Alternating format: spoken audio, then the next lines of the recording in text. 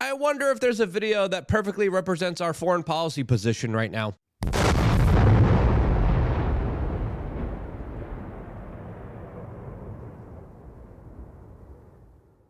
Yep, that's it. As of course, that is North Korea with its soldiers there blowing up all the roads and rail connections between North and South Korea. This as artillery units have been moved closer to the border and larger threats are being given out as it looks like the Koreans are preparing for war. This as, of course, there's also a lot of other complicated geopolitical news unfolding right now, just days away from November 5th, the last kind of opportune time for a lot of countries to act now, as some desperate leaders are taking to some very desperate action. This as there's also a very complicated high-speed technology arms race unfolding right now, as there's also some major accusations of drones specifically messing with U.S. military bases and showing them just how any drone countermeasures don't work here in the United States. Why is this happening now? As a lot of people are saying, the storm clouds are gathering for another global conflict is what we are going to be discussing here on this independent media broadcast. As truly 2024 just couldn't get any more crazier, as of course we have these latest events that are only going to escalate the situation that much further and make it that much more crazier. And before talking about these drone swarms that evaded U.S. military defensive measures, the news in Korea is absolutely worrying, as there's a lot of particular developments that I think we should be paying close attention to. As now the roads and railways being cut off once again in between Korea is happening, as the North Koreans are saying, predominantly because of South Korea's exercises that, according to the Koreans, are escalating hostility and tensions between the two regions. This as tensions are hitting a record high, as the North Koreans now are sending a warning to South Korea, telling them their troops will strike if there are any more drone incursions from South Korea into, of course, North Korea. As North Korea is also claiming that South Korea flew drones carrying propaganda over the capital of North Korea, as drones are very difficult to take down, as you're going to learn in this particular video, as drone advanced technological warfare has really reached a very worrying critical point. Now, the larger question remains, will the South Koreans continue to fly drones over to North Korea? As that hasn't been the only escalation internationally, as the president of Ukraine, Volodymyr Zelensky, just came out and accused North Koreans of already fighting inside of Ukraine, as Russia and North Korea have expanded their military and diplomatic ties. As the Washington Post today details that North Korea is sending troops in order to fight in Ukraine, as the Russians are relying on the more kind of manpower that North Korea presents, as well as the relationship between Russia and North Korea is very interesting, as North Korea is providing some natural resources and manpower to Russia,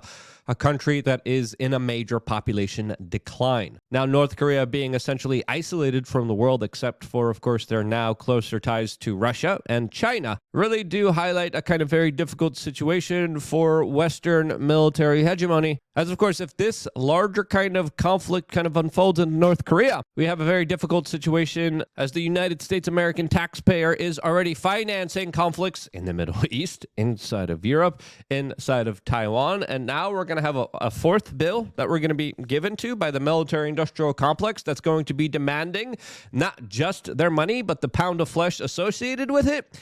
Yeah. That right there highlights a kind of very stretched out empire that is being kind of pushed and prodded by a lot of other global powers that would be trying to take advantage of America during that key specific time.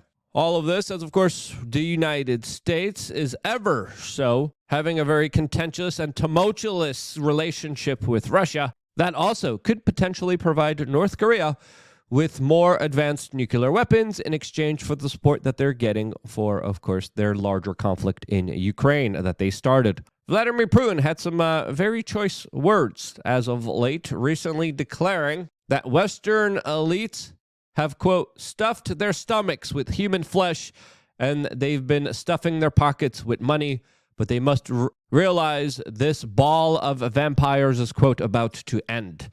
Now, what is Vladimir Putin kind of hinting at here, as he just recently established a major red line, specifically detailing that if NATO and the United States use long-range ballistic advanced missile systems inside of Ukraine, that this would mean essentially a war with Western powers. As, of course, this kind of rumbling, this kind of saber-rattling is unsettling to any kind of history buff or foreign policy experts that's kind of is paying attention and understanding the larger ramifications of all this, as the American strategy here has been, in my opinion, a very kind of unpredictable, chaotic strategy that absolutely does not work for the benefit of the American people or the larger interest of American hegemony. If you cared about American hegemony, you would care specifically about doing the best thing for America. And I think a lot of people have hijacked the reins of government, especially our foreign policy, and are doing the exact opposite of that. As Newsweek has a very interesting article today titled, "America's NATO Ally Warns Ukraine Membership May Trigger World War III." As, of course, Kamala Harris knowingly kind of brags about her kind of diplomacy, where she went into Ukraine before the larger war started with Russia and declared that Ukraine will be a NATO ally and NATO member state. Another red line that the Russians kind of declared was kind of violated here, as we keep hearing this kind of rhetoric over and over again. And a lot of people don't really understand the larger kind of ramifications of all of this. As we have to understand, it's not just Russia and North Korea and Iran that are all involved here. It's also, of course, China. As even on CNN, they're discussing how China is going to be playing a major role in all of these conflicts, and already is. As, of course, the United States is fully backing one of its chief rivals and enemies, Taiwan, that just agreed to buy nearly 1,000 U.S. killer drones. This as the Chinese are literally sending all of their military might around Taiwan, its island, and its people. Now, the latest kind of war drills that we specifically seen from the Chi-Coms and the Chinese have worried a lot of people that, of course, see this larger conflict between China and Taiwan inevitable. What will the United States do when this happens? Well, that's a larger question that a lot of people are still waiting for the answer to, as the United States also is trying to reach out and make closer ties with India, a country that also is slowly and surely becoming more aligned with Russia. This as there's even some serious consideration from the Indians buying some of our own hunter-killer predator drones, as drone warfare truly is becoming not just inevitable, but the new frontier. As recently, Hezbollah launched a major drone attack inside of Israel that was a devastating attack that took the lives of Israeli military personnel, and highlights how these escalating drone warfare strategies are advancing in many perplexing and worrying ways. As, of course, the drones were probably provided by Iran, a country that, of course, the Israelis will soon be responding to in a major way. And as we saw in Ukraine, drones have been the larger kind of game changer here, and why a lot of military experts are highlighting the reason why Ukraine has been having so many military successes in that particular region. Now, of course, overall, the Ukrainians are losing a lot of its territory, losing a lot of its people, but according to a lot of military experts, they have been able to hold on and hold off the Russians for as long as they have, predominantly because of drones provided by Western allies and Western countries. The Russians also recently started to utilize drones predominantly from Iran. And now, of course, we have on our hands a high-speed technological arms race that is absolutely worrying, as a drone swarm just targeted a U.S. military base that was able to go through all of their defenses and highlight how they could just do whatever they wanted to on U.S. military property. This as we're moving ever so closer to a Terminator-like society, which is why I talk about a lot of this stuff, and I also talk about a lot of solutions to this particular kind of worrying news and how to prepare for it, specifically on lukeunfiltered.com. I'm going to be making a very special video in just a few hours from now about how to prepare for the larger kind of instability, as already there's a lot of prepping videos. There's a lot of kind of mental hack videos. I try to condense and get the most amount of useful information that I get personally myself, that I implement in my own life, and I try to share it with you on lukeunfiltered.com, as we have a lot of videos surrounding these particular topics right now, only available for members of lukeunfiltered.com, that also get the ability to call in to our live show and be a part of it. We always appreciate all the live callers. We always appreciate all the amazing human beings, as of course we're going to be returning to this YouTube channel in just a few hours from now and going to be going live 6 p.m. Eastern later on today, and then also Wednesday 6 p.m. Eastern as well. As yesterday, we had a very fascinating conversation about these drone swarms, which again are targeting American military bases and are acting in a defiant way where all the drone defenses aren't working and aren't capable of even stopping these drones. As the latest news that we're getting from this is that there's a, quote, drone mothership that is releasing a lot of these drones. And this is according to senior Pentagon officials that are confirming this news, not just of drones penetrating all of their defenses, but also specifically a mothership that is releasing these swarms of smaller aircraft that the United States military doesn't know who it is.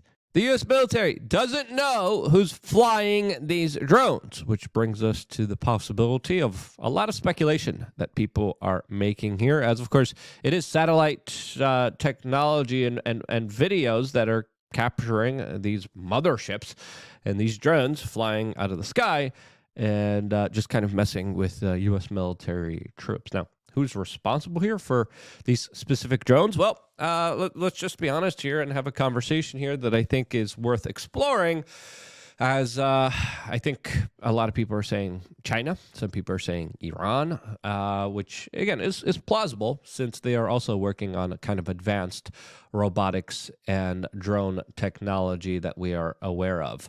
Now, other people are even going as far as to speculate that this is potentially maybe even aliens, UFOs, interdimensional creatures and beings. And hey, with the way that things have been going in 2024, people say it's crazy, but that's probably more of a probability that we understand, as I think the most likely scenario of what is unfolding here, specifically with these drones, is that this is another branch of the U.S. military that is messing with another branch of it, just to see the capabilities, just to test and see if our defense systems could, of course, be used and deployed here in an effective way. And if they can't, to me, this is a kind of larger war game. This is a kind of larger drill and practice with the advanced military tech that the United States already has and possesses, that they are slowly kind of alluding to as a form of deterrent against other countries in the world right now, highlighting specifically how, hey, look at our drone capabilities that we can't even stop. And if we can't stop it, you can't stop it either. As it's most likely a message to the world by the military-industrial complex saying, yep, we got all the latest and greatest advanced tools, and if you mess with us, you are in deep-ish. That's the kind of understanding that I have from all of this, from my years in this particular field. What do you think is going on here? As of course, all we are left here are these kind of weird statements by the Pentagon, and we're left kind of speculating the larger reasons of what's really going on here. As of course, if it was really a larger kind of vulnerability done by outside parties, outside sources, then I don't think the U.S. military would be willingly kind of providing that information to the general public, just highlighting how weak and vulnerable they are. That's just my 2 cents on this particular matter, thinking about it strategically. But also, we're dealing with the Biden military that literally leaves billions of dollars of weapons for the Taliban. So, maybe we're also dealing with the Biden administration, whose leadership in the Middle East has been absolutely awful, as Joe Biden just announced that he's sending anti-missile systems and 100 troops to Israel. Now, why did this happen? Well, there was probably a larger bargaining chip. There was probable negotiations happening between Joe Biden and Benjamin Netanyahu that told the United States that Israel will be striking Iran before November 5th. This, as we all await this larger military escalation that will just create more military escalations that will further propel us into global conflict. Now, the situation that's happening in Israel is really perplexing to the American taxpayer, as we're paying for the missiles, and then we're also paying Lebanon in order to recover from the missiles that we paid for originally. Seems like a lose-lose situation here. I don't know about you guys, but the United States getting involved in more foreign conflicts, especially with so much on the line, especially with American hegemony and the U.S. petrodollar being questioned more than ever, is a worrying concern, especially if you do give a damn about America, its country, and its future. Now, what will these larger kind of retaliation strikes against Iran's retaliation strikes look like? Well, it's going to create more retaliation. And I think the reason why Benjamin Netanyahu now is declaring that we're just going to go after the military. We're no longer going after their nuclear energy or oil infrastructure is because the United States probably came in there and said, look, we'll give you more weapons. We'll send troops on the ground. We'll embed them with your troops, but just please stop escalating this. And the Israelis were like, okay, fine. We will go on with our retaliation in exchange for your direct support here. That probably is what has been going on here, as of course these major attacks on Iran have been in the work for a very, very long time. And it is Kamala Harris and it is Donald Trump that are sadly calling for more escalations here, as Hezbollah is calling for ceasefire talks with Israel, and Israel is declaring that they are going to be, of course, expanding their military operations. This, as the United States just officially publicly raised concerns about an airstrike that hit a Gaza hospital, which left, quote, displaced civilians burning alive. So, yeah, the situation in Gaza is not a good one, as a lot of people have reported that no food aid has been arriving in North Gaza for a long period of time, as there are accusations of people being starved in that particular region. All of this, as some people have declared that this is the time to fight.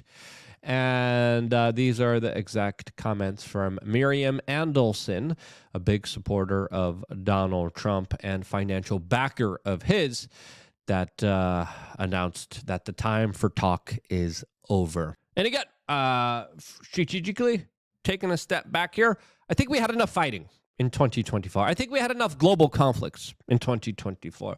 I think this is the time, instead of launching more bombs, launching more missiles, we try to rein things back here a little bit. We try to, of course, create more peace and harmony in the world, as, of course, war is not good for business. And even Jamie Dimon agrees with this, as he's coming out and saying that the geopolitical risks are surging and the conditions are treacherous and, quote, getting worse. This will create more market instability, especially with the cost of energy, especially if there's a larger kickoff to a bigger conflict inside of Iran. And that's exactly what's going to be happening soon. Expect Ukraine to also use those long-range ballistic missiles inside of Russia. Expect the North Koreans to, of course, escalate the situation further with the South Koreans. Also, of course, the United States, that pulls a lot of strings in that particular country. And all this while there is a transfer of power happening within Washington, D.C. Just the opportune time. I smell a conspiracy here. I don't know about you. And if you agree and think this is ridiculous and dumb, share this video with your friends and family members. Truly, what's happening right now is worrying, not just for the economic markets, but for the peace of not just the United States, but the entire world. To me, a lot of crazy things are happening. We're financing it, we're bankrolling this, and we're allowing a lot of these kind of conflicts to build, grow, and expand. And I think now more than ever, we have to call for peace. And if you agree, share this video with your friends and family members. I wouldn't be here if it wasn't for you guys doing that, especially when you sign up to lookunfiltered.com. We need your support more than ever. We got really hit hard by the federal government in a devastating way. I'm dealing and reeling with a lot of just financial burden, and your support really does mean a lot to us. So sign up to lookunfiltered.com. I wouldn't be here if it wasn't for you guys doing that, and that's why I love you guys. Stay tuned for more here on youtube.com/wearechange.